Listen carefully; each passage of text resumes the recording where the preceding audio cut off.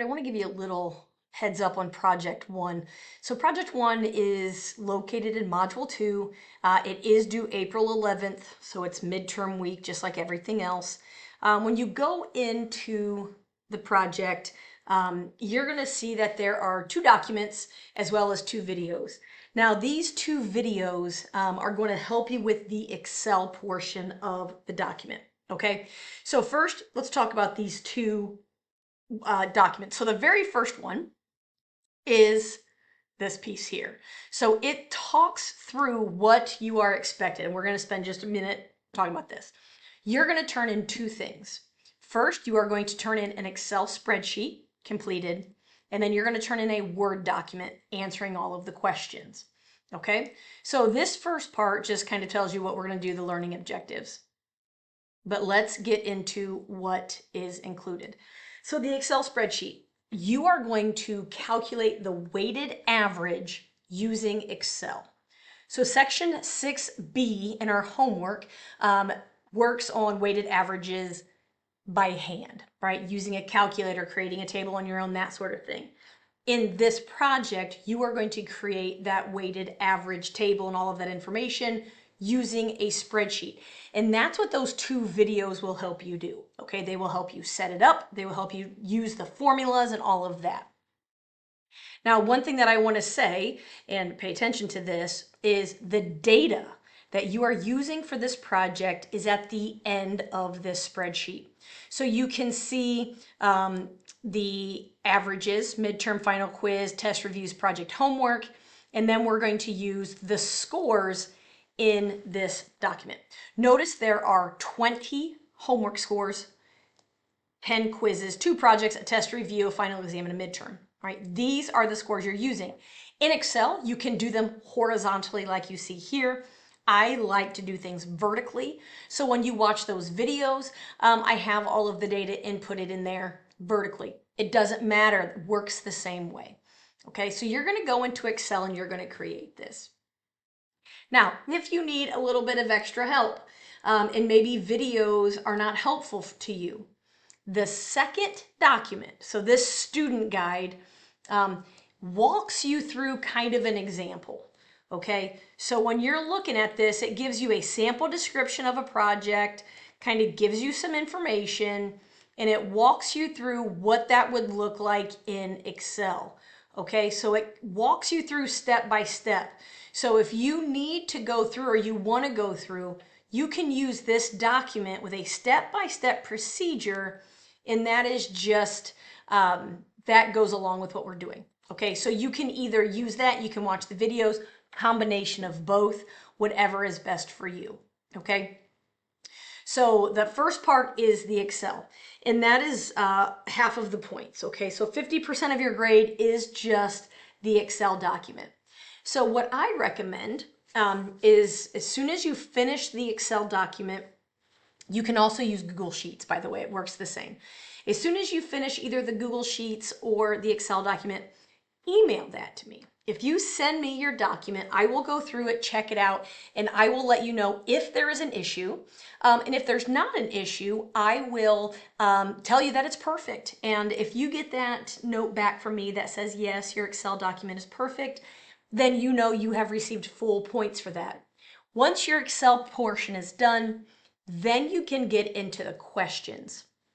Now, each of these questions is from the original. Okay, you always want to return to the original spreadsheet before you go to answer a question. So sometimes it's helpful if you have multiple tabs and you have the same original document on each tab so you can play with it. That's kind of up to you. The first question is not too bad. You're just going to tell me what you did.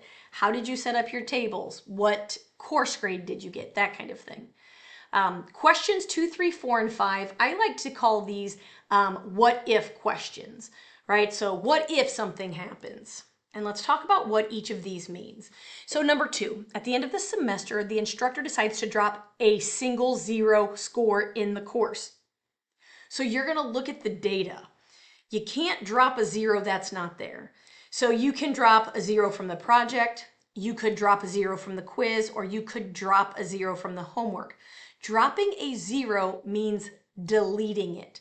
So when you're trying this, you're going to delete that 0 out of there to see, how does that impact the grade?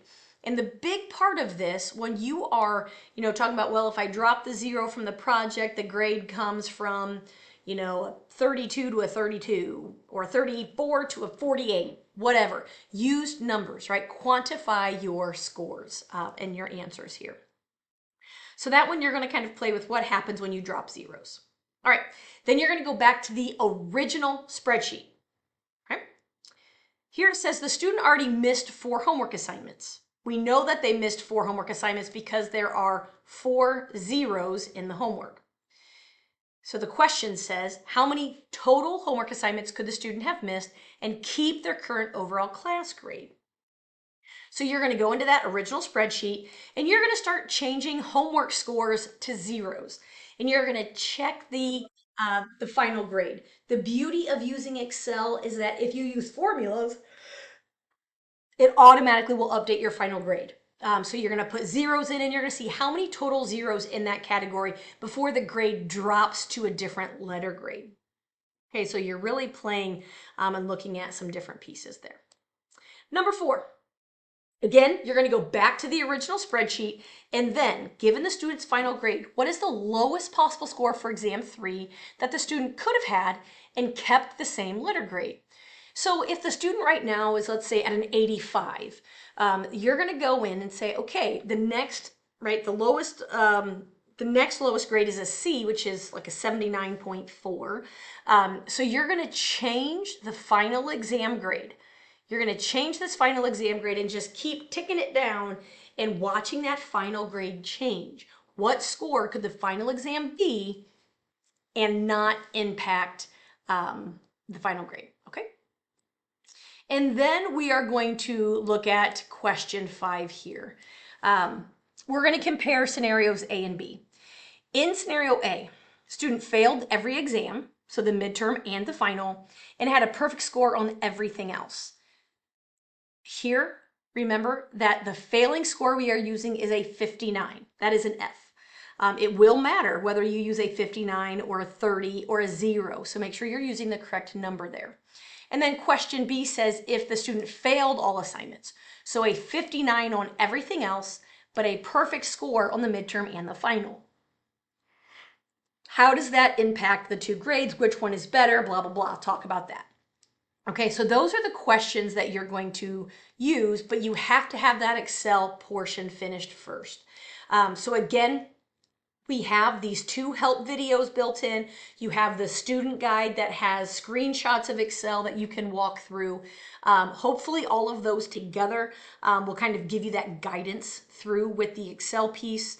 And then make sure that if you have questions, you get those to me, or if when you finish your Excel piece before you start on the questions, you just go ahead and send that to me via email and I'll check it for you.